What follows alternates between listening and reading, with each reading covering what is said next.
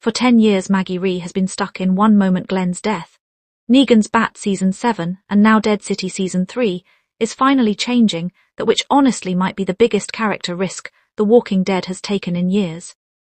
What is up, Movizo? Today we're talking about Dead City Season 3 and the huge reveal Lauren Cohan confirmed at Monte Carlo, because apparently Maggie is finally moving past the grief and hatred that basically defined her entire character for the last decade. And honestly, that changes everything for this show. For the first time since Glenn died back in 2016, Maggie is no longer being driven by revenge against Negan. And that's not a small character update, that's a complete character shift. According to Lauren Cohan and Jeffrey Dean Morgan, Maggie finally realized her anger was hurting not just herself, but also her son Herschel. And that realization becomes the emotional core of Season 3. Honestly, that's probably the smartest direction this show could take right now.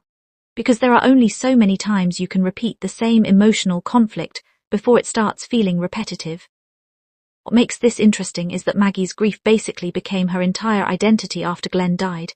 Even after the main Walking Dead finale tried giving Maggie and Negan some closure, Dead City Season 1 immediately brought that hatred back again. So now the big question becomes, who is Maggie when she finally lets go? Can the character still work without revenge being her main motivation?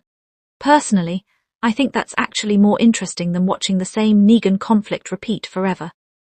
But at the same time, I completely understand why some fans might hate this direction, because Maggie's pain and anger were a huge part of what made her feel emotionally real. And yes, Maggie and Negan are now basically allies. No more brutal fights every episode. Now they're focused on rebuilding Manhattan together. Honestly, I think this dynamic has way more potential, because the tension between these two characters doesn't magically disappear just because they're working together now. If anything, it becomes more uncomfortable and complicated, and that's where the best drama usually comes from. Jeffrey Dean Morgan and Lauren Cohan already have amazing chemistry on screen, so shifting that energy from pure hatred into uneasy teamwork honestly feels like the right move. Season 3 is also changing the structure of the show itself. New showrunner Seth Hoffman confirmed there won't be one main villain this time. Instead, the conflict comes from Maggie and Negan trying to rebuild Manhattan while dealing with different threats along the way. Honestly, that's refreshing. The Walking Dead universe has relied on the big bad villain formula for years now, so seeing something more survival-focused again could actually help the show feel fresh. We're also getting new characters, including Jimmy Simpson as a strange lone survivor named Dillard, plus Amy Garcia as a new leader named Renata. But the craziest reveal, an alternate reality episode set in a version of New York where the zombie apocalypse never happened, that is either going to be one of the best episodes in the franchise or an absolute disaster. There is no middle ground there. My biggest concern honestly isn't even the story. It's the future of the franchise itself.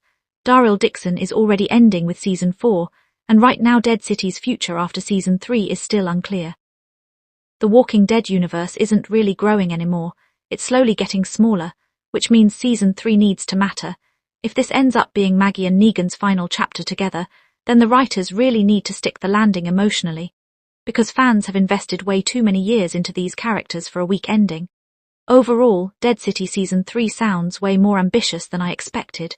Moving Maggie beyond Glenn's death is a massive creative gamble, but honestly, I respect the writers for finally taking the risk, because whether fans love it or hate it, at least the show is trying to evolve instead of repeating itself again.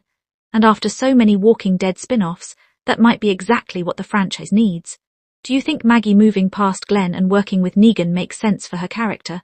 Or do you think the show is losing what made her compelling in the first place? Drop your honest take below. Dead City Season 3 is coming soon, and Movizo will be covering every major update and episode breakdown when it drops.